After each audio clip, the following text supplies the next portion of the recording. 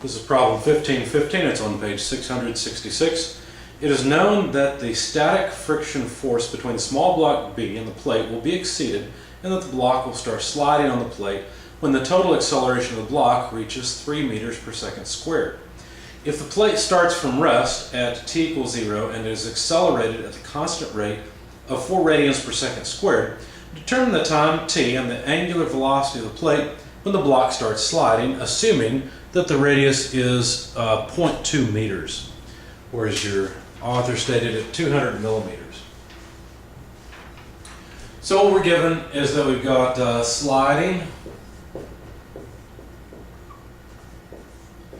at an absolute acceleration or total acceleration of 3 meters per second squared. We know the initial speed, the initial angular speed, is 0. The angular acceleration is 4 radians per second squared. This is for the plate.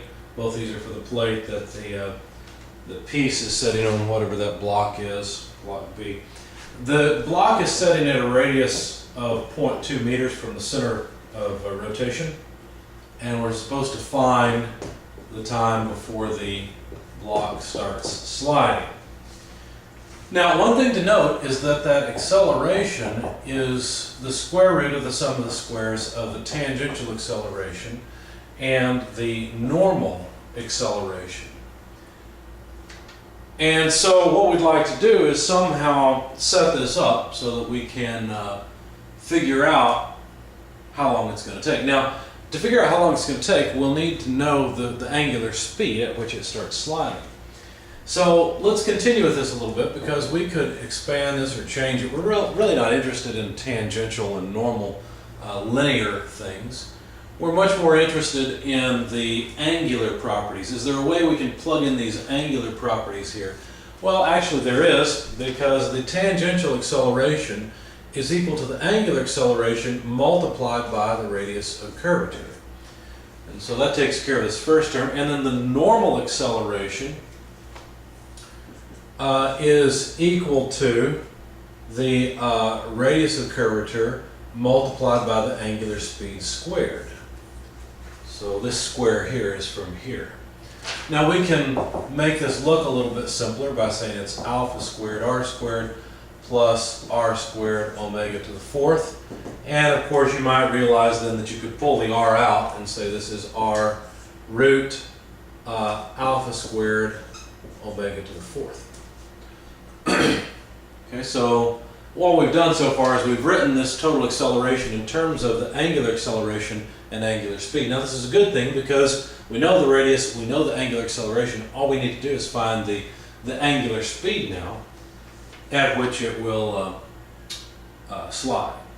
Now, one thing about this angular speed, since the angular acceleration is constant, then the angular speed is equal to the initial angular speed plus alpha t.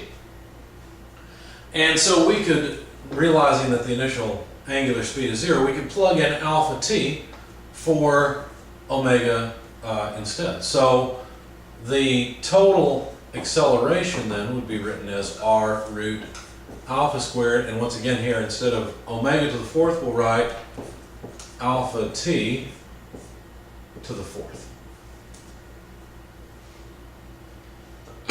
Excuse me.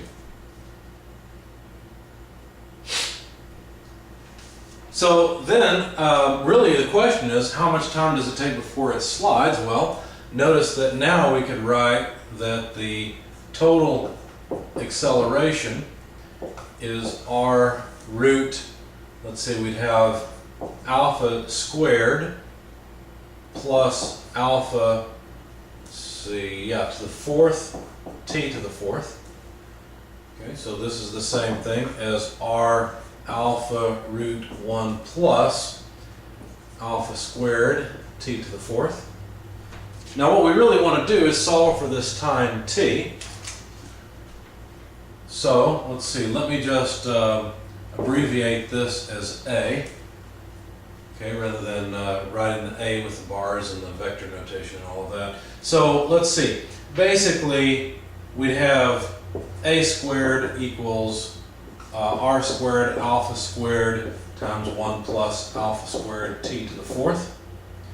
And then we'd have, let's see, a squared over r squared alpha squared equals 1 plus alpha squared t to the fourth. Then let's see, we'd have a over r alpha quantity squared, just putting all those together, less 1 divided by alpha squared equals t to the fourth. And so then finally we'd have t equals a squared over, let's do it this way, a over r alpha quantity squared less 1 over alpha squared to the 1/4 power. So now we should be able to plug in all the numbers we were given and find the amount of time before the block begins to slide. And so doing that, let's see, the acceleration is 3 meters per second squared, that's A, divided by r, which is 0.2 meters, divided by alpha, which is 4 radians per second squared. And then that needs to be squared from here. Should have used parentheses, I guess. Less 1 divided by alpha squared, so that's 4 radians per second squared, quantity squared. And then all this to the 1/4 power. Now let's check our units. We've got radians per second squared, quantity squared. The meters go away, and let's see, we'll have, what will happen? Well, let's see, the seconds will invert, and so radians go away for free. We just get rid of those. But inverting the second squared here, that's dimensionless. So the two top terms are both dimensionless, so they can be added together. The bottom term, basically what we'll end up with for this whole thing is seconds to the 4th power, which when we take to the 1/4 power will just be seconds, so that our time will be in seconds. So finally, plugging all this into your calculator, you find the amount of time is about 0.9506 seconds. That's how long it takes, almost a second before the block slides off.